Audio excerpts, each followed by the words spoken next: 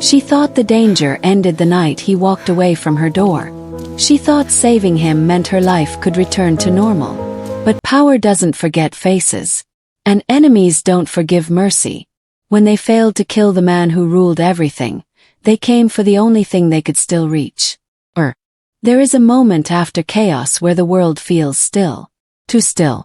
That is the moment before consequences arrive.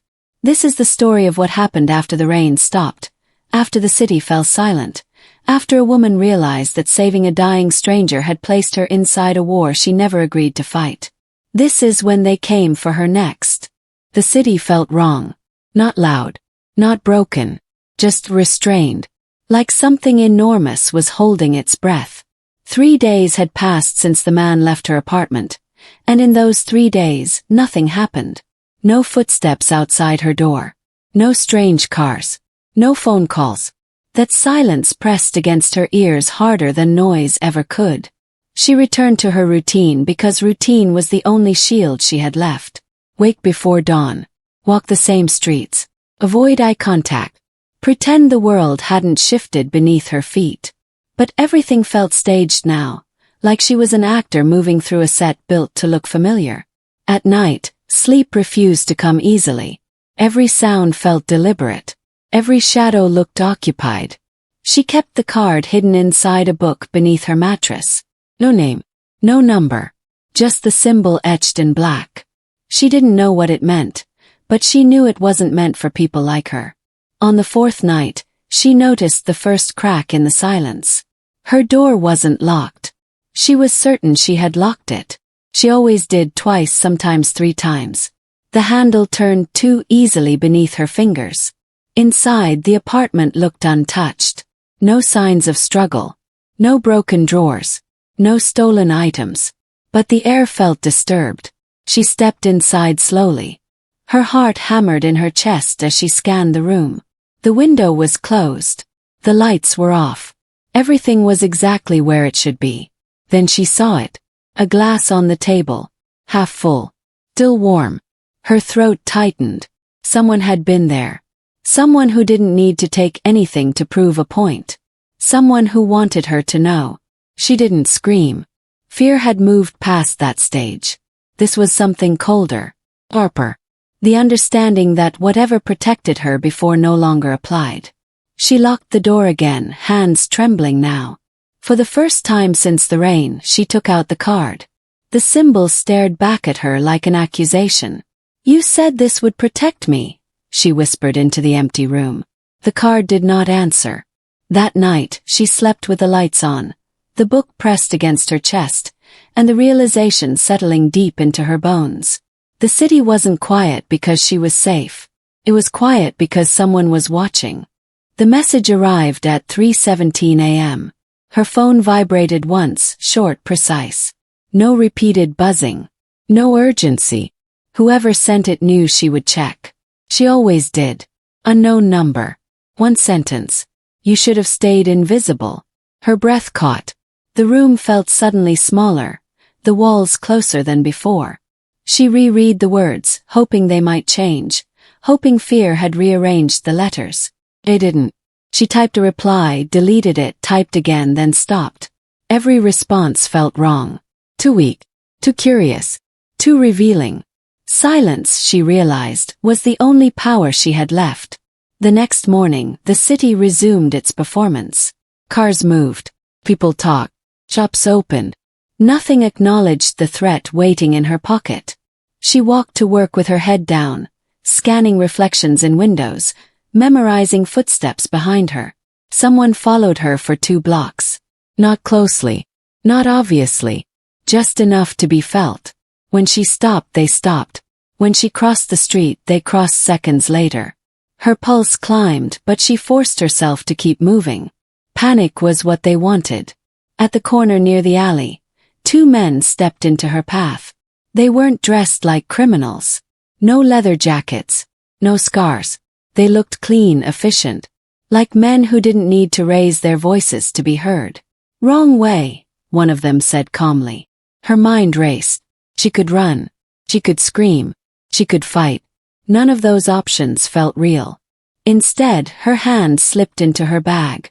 She pulled out the card, held it up. The symbol caught the morning light. Everything changed. The man on the left froze. The other's jaw tightened. His eyes flicking to the card and then back to her face. "Where did you get that?" he asked. She didn't answer. She didn't need to.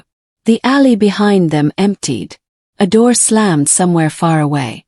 The city once again seemed to listen. The men stepped aside. "Go," one of them muttered. She didn't wait to be told twice. Her legs carried her forward, past them, around the corner, and into a crowd that suddenly felt like cover. She didn't stop walking until her lungs burned. That night her phone rang. This time the number wasn't hidden. She answered without speaking. "I told you they would come," the man's voice said, calm as ever. Her grip tightened. "Why me?" "Because," he replied, "you're the only weakness they can still touch." She didn't sleep after the call. Instead, she sat on the edge of her bed as dawn crept through the curtains, replaying his words over and over. Weakness. Mercy. None of those belonged in the same sentence as power, yet they were now tangled together because of her. When he finally appeared again, it wasn't dramatic. No sirens. No escorts. No announcement. Just a knock. 3 soft taps. She opened the door and found him standing there like he had never been wounded, never been dying in the rain. He looked unchanged. Tailored coat, composed expression, eyes that seemed to weigh the room before stepping inside it. "You shouldn't come here," she said. "I already have," he replied, stepping past her. She closed the door behind him, anger rising to meet the fear. "They followed me. They threatened me." "Yes," he said simply. "That's all you have to say." He turned to face her then, and for the first time, she saw something close to regret. "You showed mercy," he said. "Mercy creates ripples." She laughed bitterly. "So this is my fault?" "No," he said. "It's your consequence." He explained without apology. When his execution failed, it humiliated people who survived on fear. They couldn't strike him directly. Not anymore. His position was too reinforced. Too guarded. "But you," he continued, "were visible." Her chest tightened. "I never asked for this." "Neither did I," he said. "Yet here we are." She paced the room, frustration boiling over. "So what happens now? I hide forever. I wait to see who comes next." He watched her carefully. "You adapt." She stopped. "To what?" "To reality," he replied. "The one you entered when you pulled me out of the rain." Silence stretched between them. Outside, the city continued pretending nothing was wrong. "I can make them stop," he said at last. Her heart jumped. "How?" "By removing the reason they believe you matter." "And that is?" His gaze didn't waver. "Distance." She understood then. "You want me gone. I want you alive." The words landed heavier than any threat. Leaving meant abandoning everything she knew. Staying meant living under a shadow that would never lift. He reached into his coat and placed a phone on the table. "Think carefully," he said. "Once you choose, there is no return." When he left, the room felt emptier than before. She stared at the phone long after the door closed, knowing the city would never look at her the same way again. She chose to stay. Not because she was brave. Not because she believed she could win. But because running felt like another kind of death. Slow, quiet, permanent. The Watchers made themselves known after that. They never approached directly. They didn't need to. A car parked across from her building for hours at a time. A stranger standing at the bus stop who never boarded. A shadow at the edge of her vision that disappeared when she turned her head. She learned the language of threat quickly. A note slipped under her door with no words written on it. A knock that stopped just before she opened it. A light turning on across the street at the same time every night. She called the number on the phone once. "They're still here," she said. "I know," he replied. "You said you'd stop this." "I said I could," he corrected. "Not that it would be clean." Her anger flared. I'm not part of your world. You are now, he said calmly. And you need to understand something. What? They're not trying to kill you. She froze. Then what do they want? To see how I react, he said. You are leverage. The word settled heavily in her chest. That night the watchers crossed a line. She came home to find her door open again. This time something was missing. The book. The one she hid the card in. Panic surged as she searched the apartment, overturning cushions, checking drawers. Nothing. The card was gone. Her phone rang seconds later. They have it, he said before she could speak. Her voice cracked. Then I'm dead. No, he replied. Now they're foolish. She didn't understand. They've mistaken protection for permission, he continued. And that mistake is fatal. She sank into a chair, shaking. What do I do? You wait, he said. And you don't open your door for anyone except me. The line went dead. Outside the city lights flickered. Somewhere a decision had been made. She didn't know whose. But she knew one thing with terrifying clarity.